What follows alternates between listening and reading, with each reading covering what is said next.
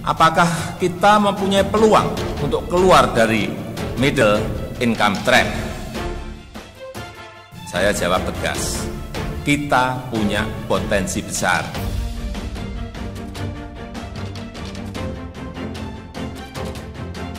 Kenaikan status ini harus kita syukuri. Kalau menuju ke sana, tantangan apa yang perlu untuk dijawab hari ini? Saya juga cukup kaget melihat ini karena diumumkan pada saat keadaan seperti saat ini. Status Indonesia telah naik dari lower middle income country menjadi upper middle income country. Mimpi Jokowi semakin terbuka, jadikan Indonesia negara maju. Melakukan lompatan kemajuan agar kita berhasil menjadi negara berpenghasilan tinggi dan berhasil keluar dari middle income trap.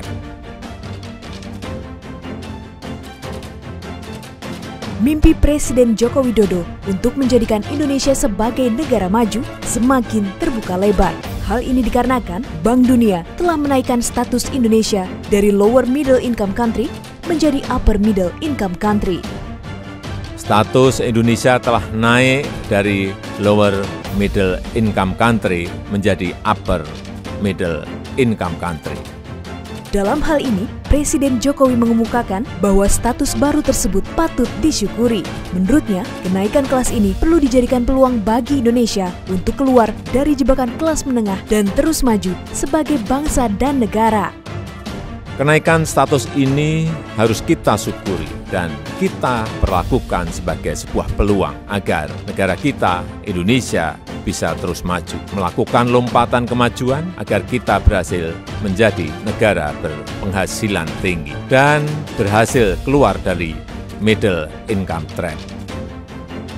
Selain Presiden Jokowi, Menteri Bidang Kemaritiman dan Investasi Luhut Binsar Panjaitan turut menyambut baik atas kenaikan status Indonesia tersebut. Akan tetapi, ia mengaku terkejut. Pasalnya, Bank Dunia mengumumkan hal ini di tengah situasi pandemi virus corona. Keterkejutan Luhut bukan tanpa alasan, sebab sebelumnya Menteri Keuangan Sri Mulyani Indrawati pernah berkata bahwa Indonesia butuh waktu 23 tahun untuk bisa masuk ke dalam kategori negara berpendapatan menengah ke atas.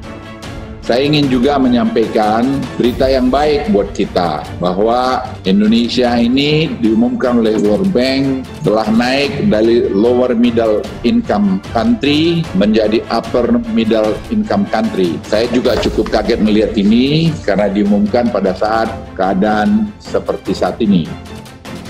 Adapun alasan Bank Dunia menaikkan status ekonomi Indonesia berdasarkan hitungan penghasilan Gross National Income atau GNI per kapita Indonesia tahun 2019 yang naik dari posisi sebelumnya $3.840 menjadi $4.050. Dalam hal ini, berdasarkan rilis Bank Dunia, selain Indonesia, terdapat 7 negara lain yang naik kelas per 1 Juli 2020.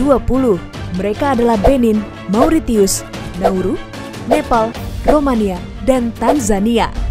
Sementara itu, negara-negara yang turun kelas antara lain Algeria, Sri Lanka, dan Sudan. Dengan naiknya status ini, akan memberikan dampak bagi Indonesia, baik positif maupun negatif.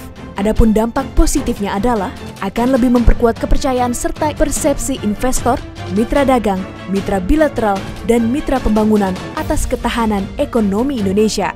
Pada gilirannya, status ini diharapkan dapat meningkatkan investasi, memperbaiki kinerja current account, mendorong daya saing ekonomi, dan memperkuat dukungan pembiayaan. Selain itu, kenaikan status ini juga merupakan tahapan strategis dan landasan kokoh menuju Indonesia Maju tahun 2045 untuk menjadi ekonomi terbesar kelima di dunia.